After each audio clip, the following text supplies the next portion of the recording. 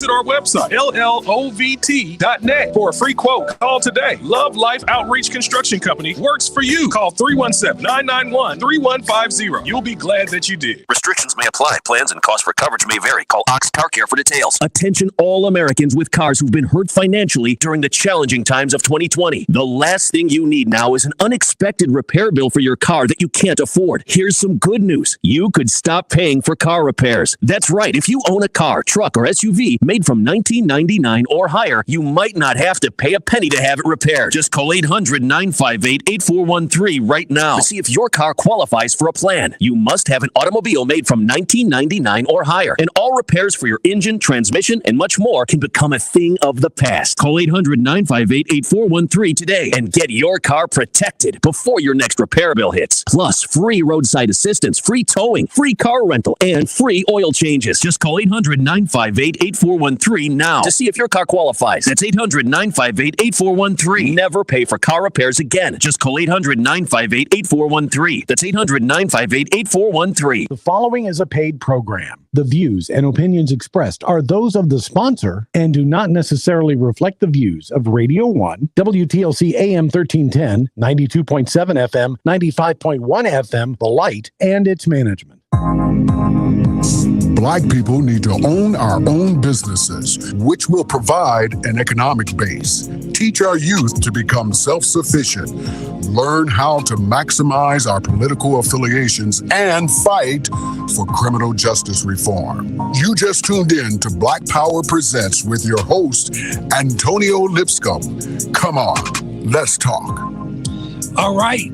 Another wonderful, wonderful week. We're just excited to be back in the studio. Black Power Presents. I'm your host, Antonio Lipscomb, and we look to have a wonderful, wonderful show today. As you all know, we try to do the best we can and making sure all are informed as it relates to what's going on in the community and how we can be a better steward in helping the process along of having a safe environment. Of course, you know, we have an interest with our community and making sure that we are at the table. And one of the reasons why I think that we're not at the table is because we struggle so often with a lot of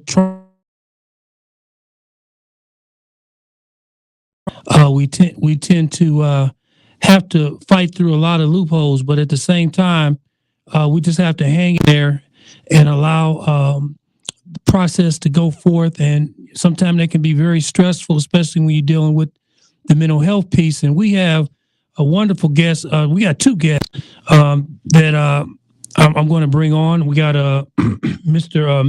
Middleton, Gregory Middleton, and also Dr. Tom Brown. How you gentlemen doing today? Can y'all hear me? Can you hear me? I can't hear the guest.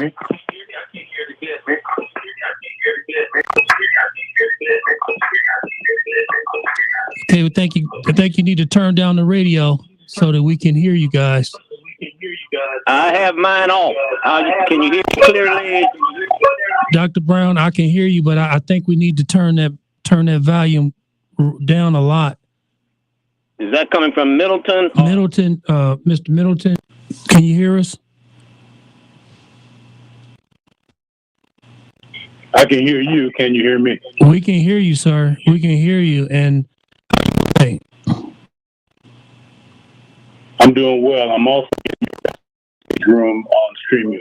I see that, and we're going to try to bring you on as quick as we possibly can.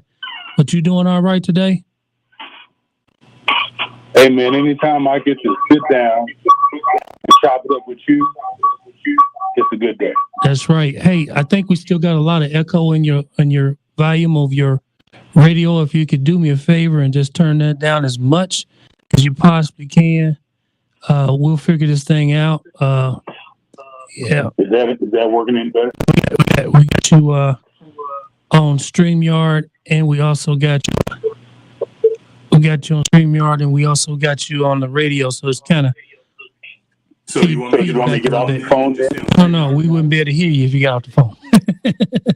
we working this thing. We got to work it. But you all right?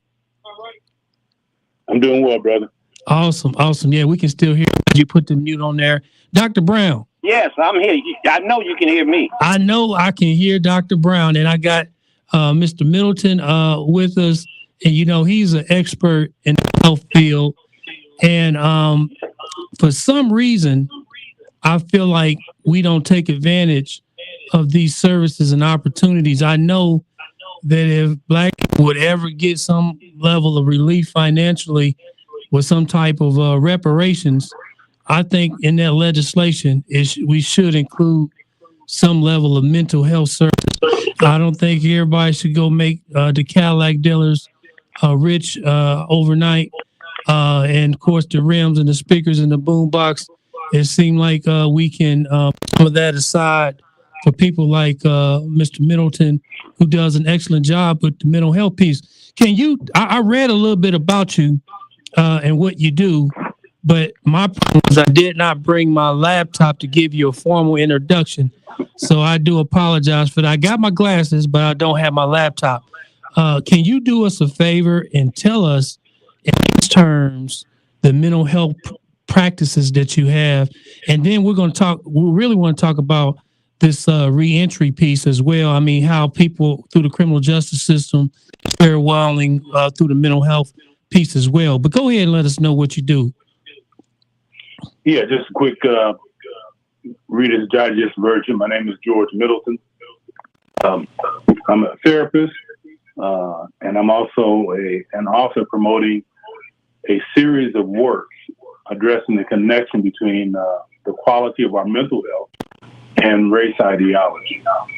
So I'm offering a new way of looking at race in a way that we can more effectively address its negative.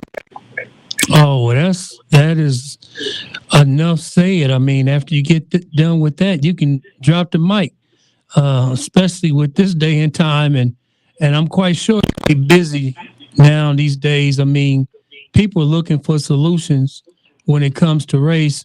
And when you look at the problem with African Americans, we have been through and we will continue to go through when it comes to race, I tell you, it's been a real challenge. And I know Dr. Brown can chime in on this when it comes to the history of Black people. I mean, it's almost taboo just to say Black people, you know, on the show or whatever, in boardrooms, or, you know, it's just taboo to be concerned about African American people.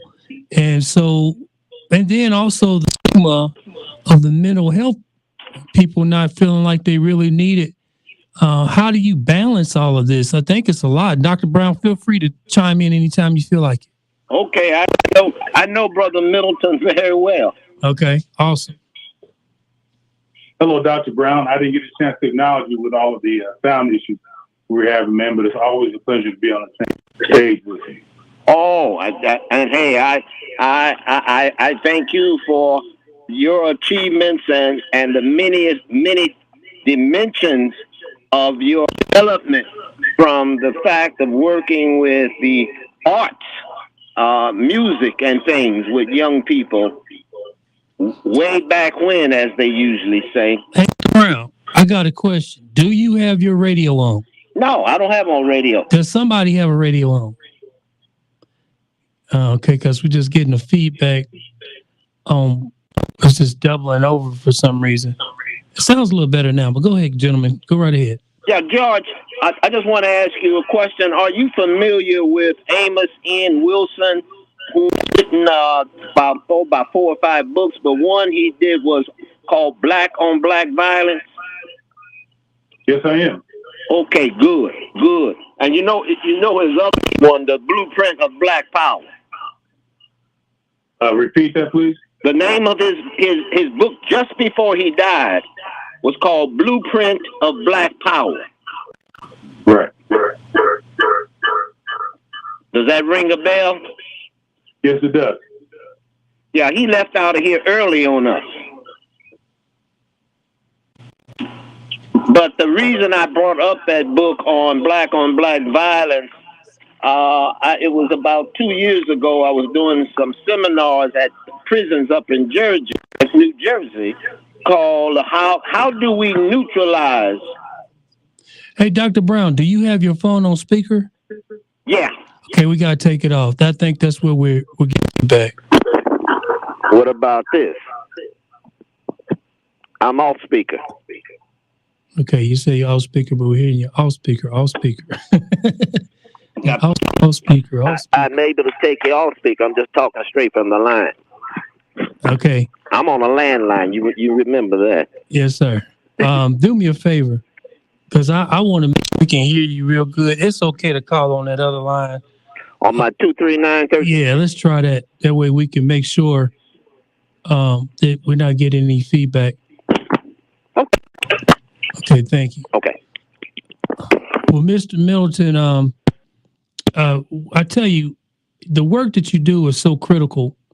And I make sure people understand locally what we can do to try to make sure that we can take advantage of what you do. Because I think that oftentimes we steer away from this mental health piece, and I think it's so crucial. Can you tell us, like, how can we as a people start buying into it? And then I think some people struggle with this idea of having mental health services and don't really know how to get to it. Can you help us out with that?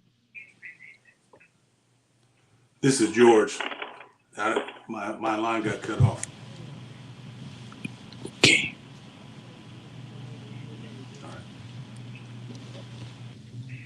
All right, is that better? Yeah, we can hear you now. Yeah, the line just cut off, so I can call back in while you speak. Okay, well, go right ahead. Did you hear what I was saying? Yeah, I sure did. Okay. It's important for the foundation of this discussion to understand the difference between mental health and mental illness. Okay. And often when we're talking on this, the average listener is perceiving the conversation through the negative perception of mental illness. Okay. And so just like we go to the gym and work our bodies out. Right. For our physical health. Right. We need to have a place to go where we can work out our minds for mental health. Right. So you don't have to be diagnosed with a disorder in order to take advantage of the services that mental health professionals offer. That makes sense. But the problem is, I think oftentimes we know how to get to those services. We don't know how to get to those services. I think sometimes it's pushed with some other than people who look like us. What is the plan and the strategic way that a person can kind of get toward therapy or mental health services? So that's an important statement you made. Not knowing how to access the services. And for many, it is a reflection of the negative relationships that our community has had with the current services that are out there, which are not representative to our community. Right. So just like in our systems of education, and our systems of law enforcement, and our systems of government, we are underrepresented percentage-wise in terms of the population and the service providers. Right. And what happens often is there's harm that occurs because of the cultural gap between the service provider and our community. Right. So that further turns them away from looking for additional services because there's not the reflective enough of service providers for them to access. Right. Dr. Brown, before you got off, here's what I want us to do, because I really believe our community is in a health crisis mentally. I really want to focus this on, especially where I got Mr. Middleton on here. I think there's some low-hanging fruit when it comes to keeping this conversation reachable for the people that live around the city of Indianapolis, because I believe you're Indianapolis based, or am I correct, Mr. Middleton? Yes, I am. And then of course, I'm quite sure you can all throughout the state. And I want to see how we as Hoosiers can take advantage of this situation when it comes to mental health. Like, what do you see wrong with us, and particularly within the criminal justice system, and sides is happening, and race and all of that? I know that's a loaded question, but please help me with your background and how we can talk about that. Is that to me or Dr. Brown? Well, I'm throwing it from you to Dr. Brown. It's gonna come to you, and it's gonna come to Dr. Brown. Okay, Dr. Brown, you want to take a shot at that real quick?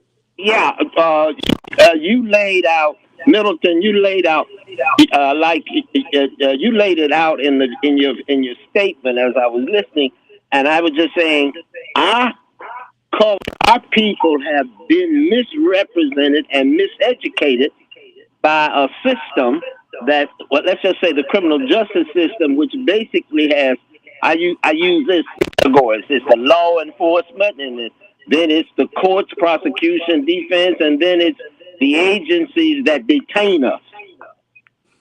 Mm-hmm. And the dynamic is we are misinformed. I go back to Carter G. Woodson, the miseducation of the Negro. I use that as a textbook, and I call it my sociological Bible, in the sense that we are miseducated, and Middleton is in a profession or a vocation, whichever way you want to use those two words. He's in one that, in the black experience, when we talk about mental health, and correct me, we think it's voodoo. We get scared, and and that voodoo I'm saying is we fear.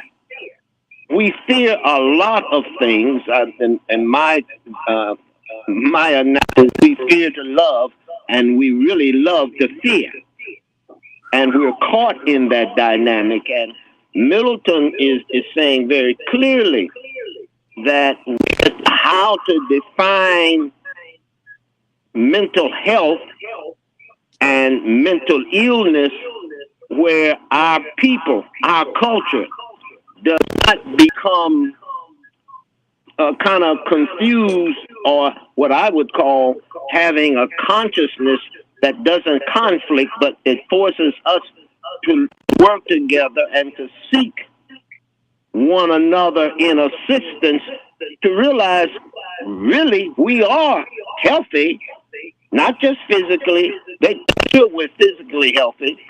That's the history, but they want to control the mindset, and I won't even start talking about our spiritual thing. That's a whole nother platform. Yeah, I know that's a whole nother platform that you go real deep on, Dr. Brown. I don't want us to take us that deep today. I just want to keep us over water, because I can take us. You can go deep dive in any moment, but we want to try to keep these listeners with a way that they can get involved, because we want to have a show that's interactive. That's why I open the lines, and I'm quite sure you guys wouldn't feel bad about somebody calling in if they got a question. If you want to call in, we got some wonderful guests here today, some of the most brilliant minds in all of Indiana and surrounding regions. If you want to call in, we're dealing with mental health, and we want to talk about this trauma that's happening in our community.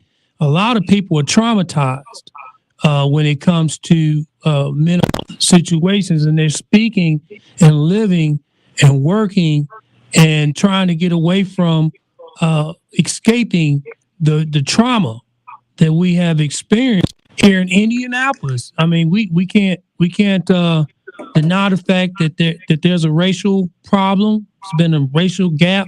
If you look at what people speak on when it comes to Indianapolis, one of the first things they talk about is the birthplace of the Klan.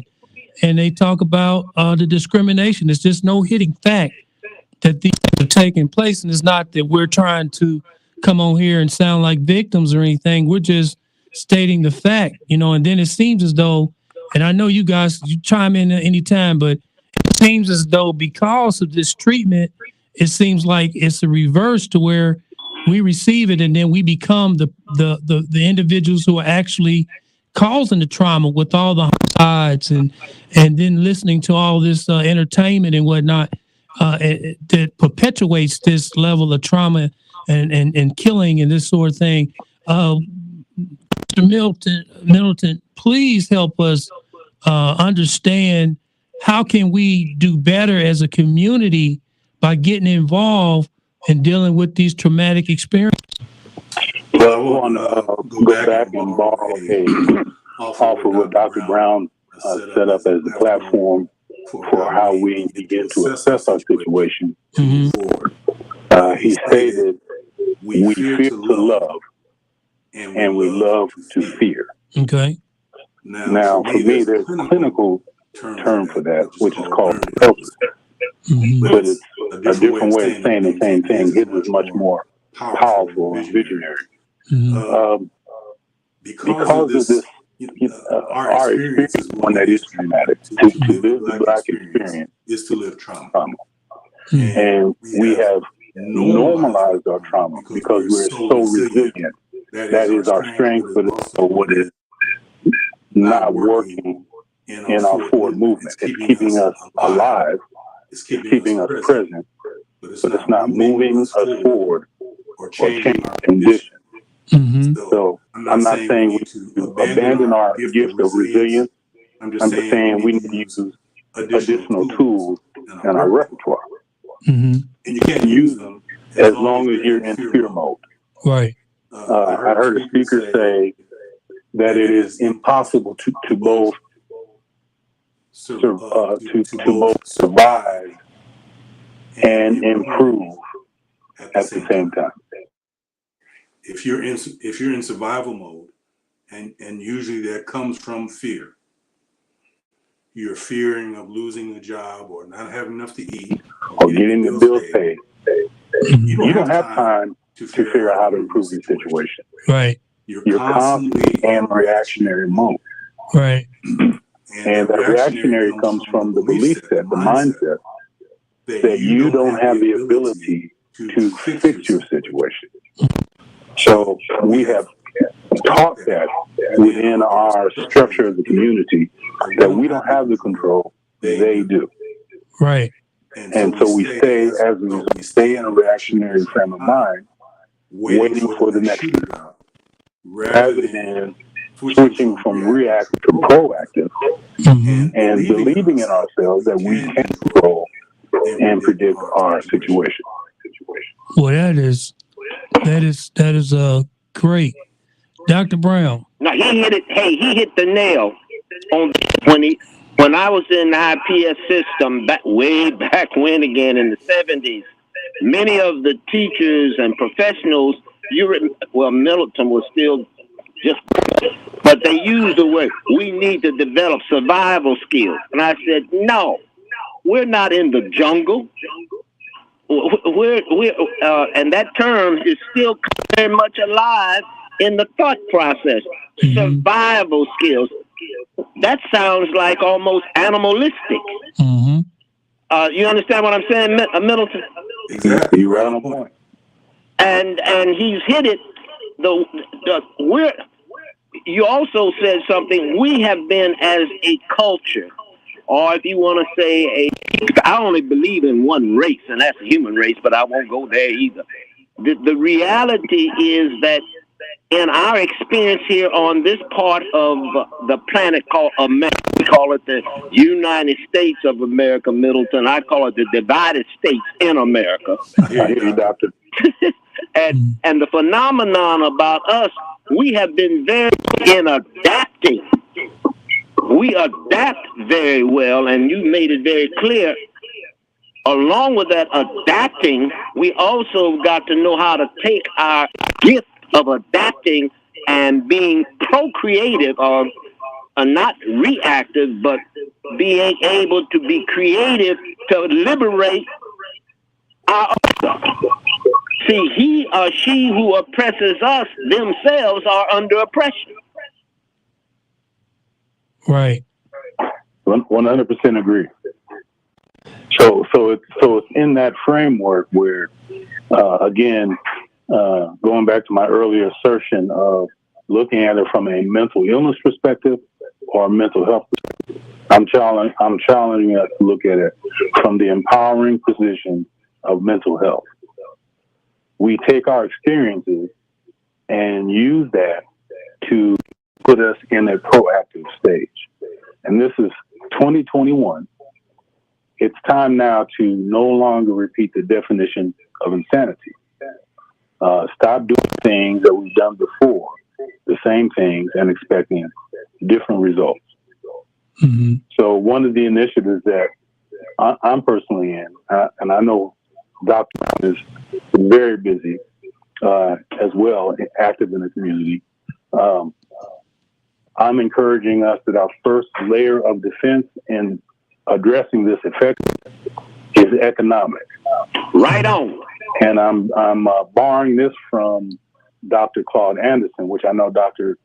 Brown is extremely Claude Anderson is awesome. Yeah. I agree. I totally agree. I already know Dr. Brown is very familiar with this awesome gentleman. So the secret is not rocket science. Right. Okay.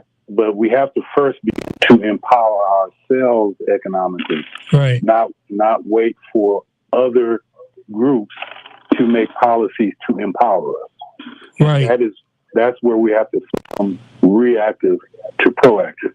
And one of the first steps in that economic freedom is to create in our community what is called 8 to 12 times dollar circulation.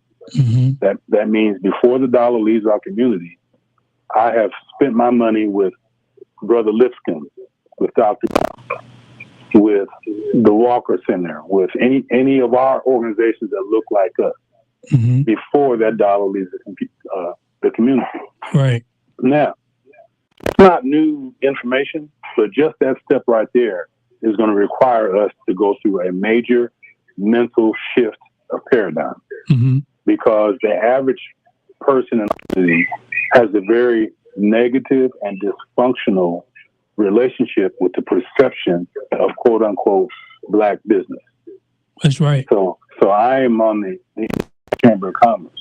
Okay. And we are really aggressively working at trying to show the community the importance and the relevance of a Chamber of Commerce.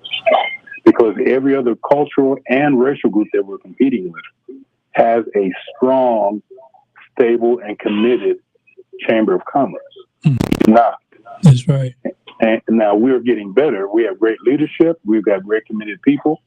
But a Chamber of Commerce is a reflection of its community. Mm-hmm. It's not. Often people look at the Chamber of Commerce as if it's a standalone organization that magically fixes the problems. That's not the case. All right. Commerce is used for you to use to strengthen yourself. That's right. We said we was going to take some callers, and thank you for those comments. I totally agree with that. We got Larry on the line. Go ahead, Larry, with your comment. Hi, Antonio. Passion, the same ground over and over. We destroyed our businesses because we wanted to be with the white man and do everything he says. And now that the money's running out in these 501c3 groups out here gathering derogatory information on our community, that's the only reason they're here. Now we come and say we need to come to the table after the church done had their big building boom, built all their buildings without one black contractor. If any of them use one, let me know about it, especially Jeffrey Johnson. They use all the legacy money of our community to build all $2,000 and make people mortgage their house and build these big time buildings. And then the frozen assets, they can't do anything with them but let them sit there and rot. They could have started manufacturing the farmland down better, but they want to look like some show off like TD Jakes or something and lie to people about that you don't have to work. Problem, man, Charlie. I know you see it every day. People don't want to work. That's the bottom line. The only way you beat America is to work and labor and use your mind and not sit around racism and other trash.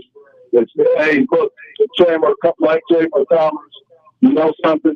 Every time that you get a politician that's brand racism and stuff, that makes it for you to walk through any door without that stigmatized, and whoever you're trying to negotiate with, say, when's this man going to turn on me and call me a racist?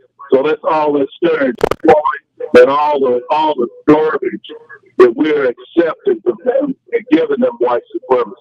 Giving it to them only because the upper people in the black experience ran out of things to play, so now they play the race card and think they can protect themselves. They can't do it. Go to Larry Farmer's last name on YouTube and get a commentary and get ready to post about 12 more sermons. And you need to go there and listen to that and subscribe while you're there, because I'm sick and tired of this racism stuff. The only thing that survives in America, only the strong survive, and you have to have a cohesive community, which we destroy, and we celebrate that disruption every time we say Martin Luther King. Thanks, Antonio. Well, have a good day, Larry. Thank you for your comments. He's always a bit controversial with his comments, but everybody has a right to have their point of view. Anybody want that? Go ahead, Dr. Brown. Why would you all give that to me? But I know Larry, and we have interacted, have agreed to disagree. I remember back when Dr. King and my dad, and unfortunately, it was being able to back with them, and then it was Dr. Leon Sullivan. And I do recall when Dr. King and a group of them said, we have got to move from the integration approach to economic independence and development. And they said that's where we missed. And I understood, because my dad said to me in 1958, he said, son, we were the production slaves for America. And he said, you know what? We have now become the consumer. And I thought about that, and he would make me read all of these books. And we are the consumer slave. We consume. And in the process, and to study in my overseas travels, I began to study the Jewish community and their economic plan, and then looked in the scriptures, first 5 books. They have an economic plan. Think about it. The Jewish culture is an economic giant. Very few people realize, now get this, when Hitler was doing his thing, guess what? Guess who was financing much of his operation in war? Take this name down and research it. The Rothschilds. The Rothschilds was an economic power base, the Jewish tradition. Now, I say that only to say that in the black experience, we have the ability to develop our economic base. As Middleton was talking about, it's economics. We have to control our consumption and reverse it in such a way that we don't become the slave of consumption. We become the masters of production to reverse the consumption.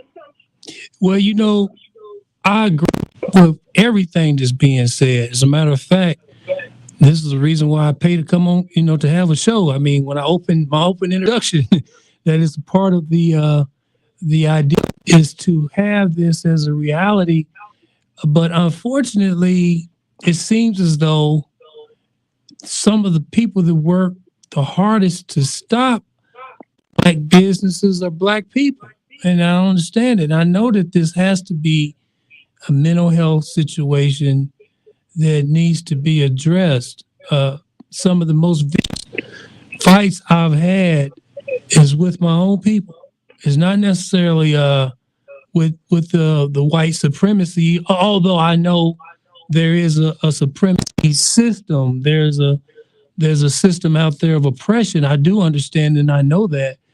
but I think that I could do a lot better if I had people who look like me say things of me, and I think they are to a certain extent. I won't put everybody in that category. I think the majority of the people, give us a good report, but it's like we're still struggling some kind of a way to get over the hump of what we have to deal with in this system of oppression.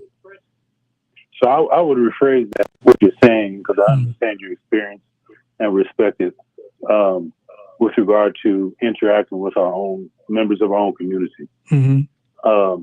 And I believe the last call, Larry, kind of really demonstrates this point very effectively. We are a traumatized community. Okay. And when you're dealing with traumatized people, it may feel personal, but it really has nothing to do with you. Right. And so Larry made not all of his points I agree with. He made some good points. Right. But the larger aspect that I was really resonating with was recognizing the anger, the emotion behind his statements. That is what the real concern is. Right. Because people will really feel what you're saying more than hear what you're saying. Right. And it's, that old wisdom, it's not what you say, but right. How you say it. Right. So he's got some points. Some I agree, some I disagree. The larger issue is Larry is not in a position to have a productive discussion so that we can exchange ideas, because the solution is going to take all of us. Myself, Dr. Brown, we're not experts in terms of the solution. The community are the experts in our own solution. And what we do is create a structure, a vehicle of communication that allows everybody to bring in their perspectives. And we glean from that and collaborate in a proactive way. So, he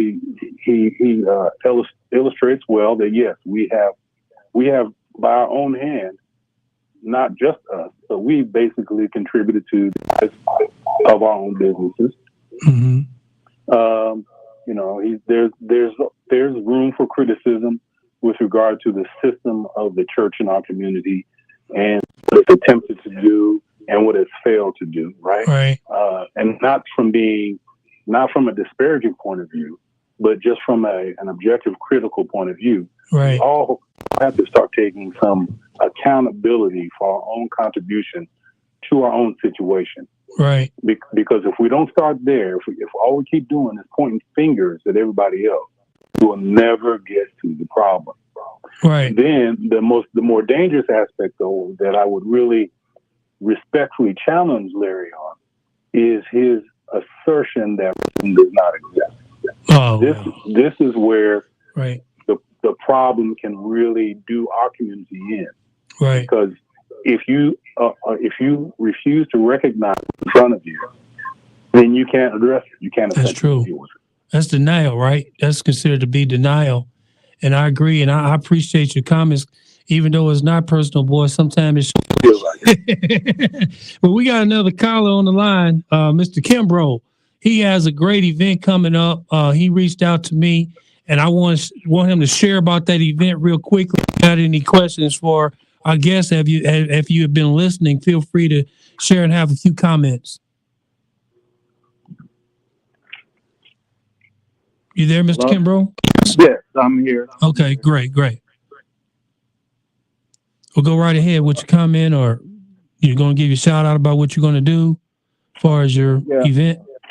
June 19th, we're having a photo shoot for all men to come out and just, it's to meet each other and have a huge photo for men to come out and learn about June 19th. Because last year I did a photo shoot and it was just for Father's Day to bring them together. And I actually learned something by having that photo shoot. I learned about June 19th. I had no knowledge of June 19th, that we were freed from slavery. So this year I'm having a photo shoot again on June 19th, and I'm asking all, men to come out and celebrate with each other about this day on the Monument Circle. And afterwards, we'll have a celebration, a big barbecue at a park. We haven't discussed the location yet, but for the kids to come out, free food. We'll have bouncy houses and things for kids to do, and I'll have people there to speak. And one of my goals is to have police presence, for police to give people advice on what to do when you get pulled over. So that's part of the event I'm having also. I personally want to commend you for that, and we will have you come back on the show when that comes a little closer. But it's good to also kind of prime the yard or whatever, get things prepped for that event. Mr. Middleton, and thank you for your call, okay? We appreciate you. Yes, sir. Thank you. Mr. Middleton, I think that from what you're saying, it seems like events like that, with us talking about what we can do in a positive way, it just feels good, to know that he's calling men together. He's trying to figure out how we can learn about some level of freedom that we're experiencing. Certainly, it's not where it needs to be, but we're not drinking out of the own black only fountain, or riding the back of the bus anymore. So it seems like some things have gotten better. And just to call us together and talk about some of those things, and even take the conversation even further, how we can move forward with some other things, politically, economically, I think is the appropriate approach. Wouldn't you agree? I would agree to the extent of it feeling good, but we can do better. And what I mean by that is we need to be coordinated. What's occurring in our community is everyone is taking the Superman and a solo approach to addressing our community situation. Right. And we need to get out of this individualistic mind frame and start becoming collective. And we've got to build. There's another cliche: if it don't make money, it don't make sense. And everything we do has an economic component to it. Okay. That furthers our community. Okay. And so again, I'm going to beat the drum of the Indy Black Chamber of Commerce because we start getting over our mindset of negative perception regarding our own people. Right. When you talk about another business person that looks like you're indicting yourself. We can no longer just say, well, that person there is the problem. We all are part of the problem. So we all have to be conscious to say we are going to fix this economic dysfunction we have within our community. So events like Juneteenth and all that should be connected strongly with the Chamber of Commerce. Those are ways of bringing in all of the businesses, all of the service providers on all of these events so that you're not doing it by yourself. Right. And that makes a lot of sense. And I know I got a cape too, to be honest with you. I do have a cape myself and try to swoop in and do my part. But I am definitely loving the Black Chamber. I don't know all the representatives there, far as the leadership. If you're saying that that's a great organization, I know Larry. I think I've reached out to him on several occasions to be a part of the Black Chamber, but I haven't heard anything back. If you consider yourself a genuine member of the quote unquote Black community, and you're not part of the Indy Black Chamber, which is the foundation, the economic foundation for our community, then there's a gap between what you say you are between what you're actually doing. And I agree. And I want to see how we can build that out on a greater platform, because I think that sometimes people try to get involved with the chamber, but they don't know the ropes. They don't know how to connect. I know that Larry's doing a wonderful job. Him and Anita's doing a wonderful job is making that as an opportunity for us. But I hope that as time progresses, that information about the chamber will become more readily available. That's my role here, and that's why I feel your show is so relevant to the topic with regard to health and access. Right. One of the things that the Indy Black Chamber has done, it has formed a partnership with the Black professionals in the mental health field, myself being one of them. Okay. And we want to let people know that, this doesn't mean you got an issue or condition. We're taking away all of the stigma associated with it. Mm-hmm. But here's the thing about mental health and business. Right.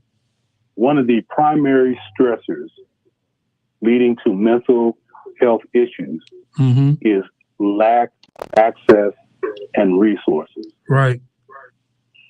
So if you develop a strong chamber of commerce, you can single-handedly address almost 90-95% of the social ills, from drugs to violence to fatherless babies, all of those social ills that adversely impact our community. You can single-handedly reduce to a significant level those issues. Let me ask. What we're doing is we're expecting the government itself to create that economic environment, and it just can't do it, and it won't do it. That's true. And let me ask you this: when it comes to the Black chambers, do you have primarily Black people who are actually in the forefront of running the organization, or is there a split, or how is it a diverse group, or is it primarily Black people trying to help Black people? So we have the first rule of participation is genuinely committed to improving economic conditions for our community. Okay. That's first. Your pedigree is secondary or almost last place. Now, it helps to have a pedigree, but often what you'll find is people have all the pedigree and all the achievements, but don't have the heart and the spirit of commitment, because this is not an easy job. Right. Because our struggle is twofold. We lack the resources and access. Then in addressing our own community, we're dealing with a traumatized community where it feels like they're attacking the very people that are trying to help them. So that's a twofold situation. Right. The criticism, I'm just giving you the lay of the land. Right. You have to be able to not take things personal, because we're dealing with hurt people. Right.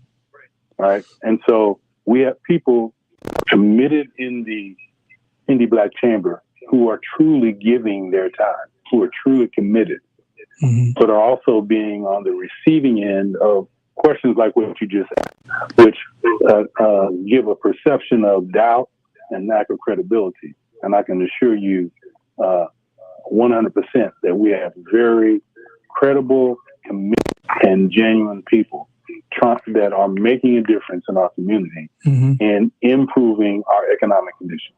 Well, I can say this: I have received some help from the chamber.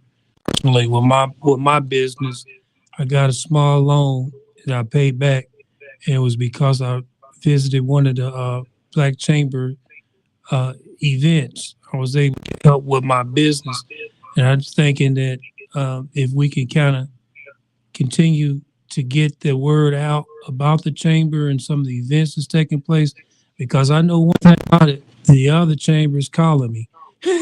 They call.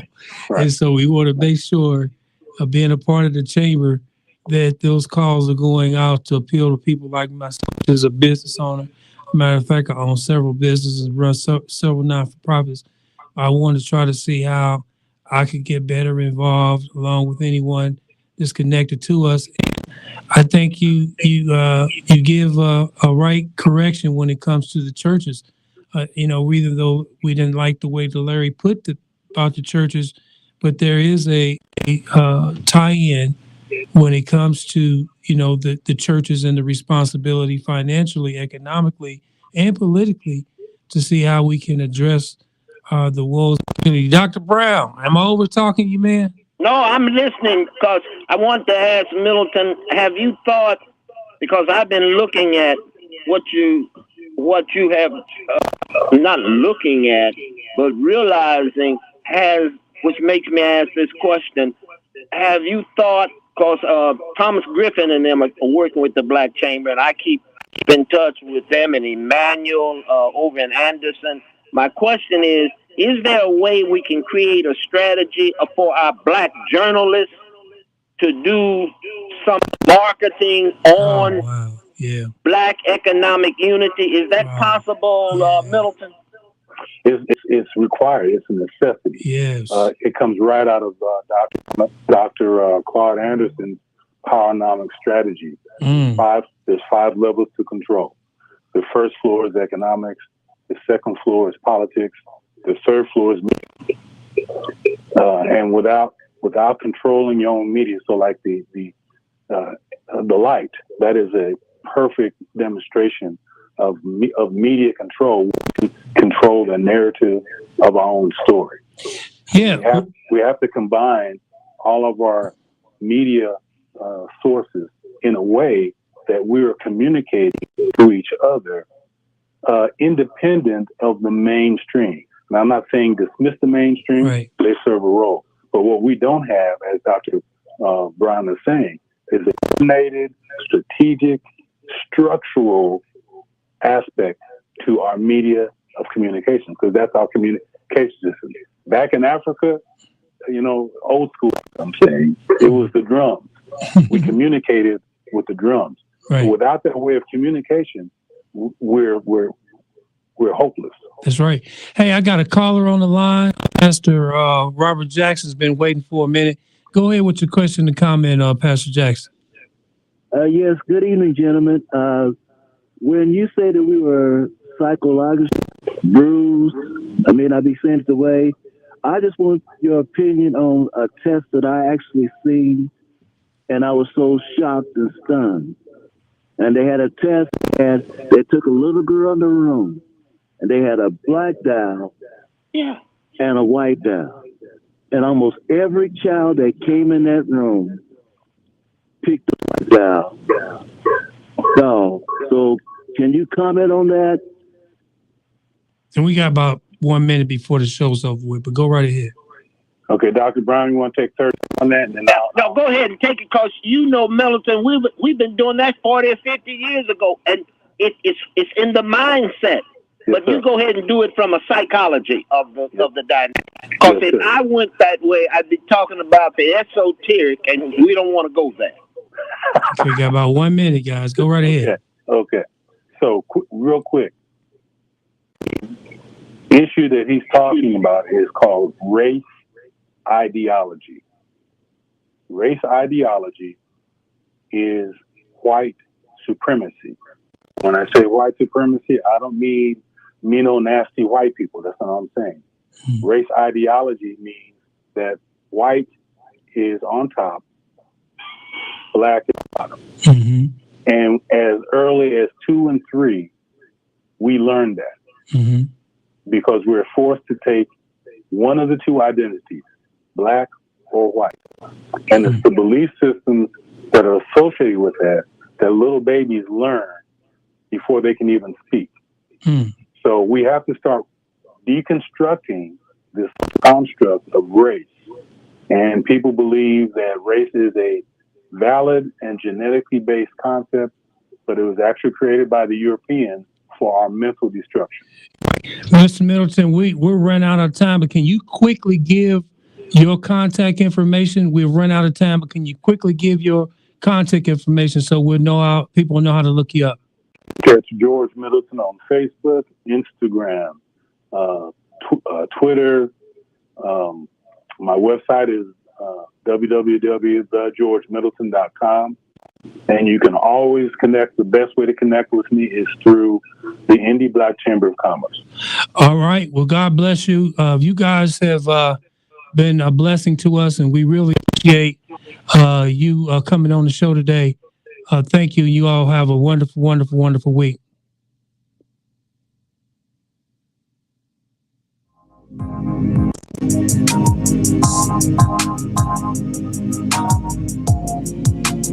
You have been listening to Black Power Presents. Black people need to own our own businesses, which will provide an economic base, teach our youth to become self-sufficient, learn how to maximize our political affiliations, and fight for criminal justice reform. You just tuned in to Black Power Presents with your host, Antonio Lipscomb. Come on, let's talk.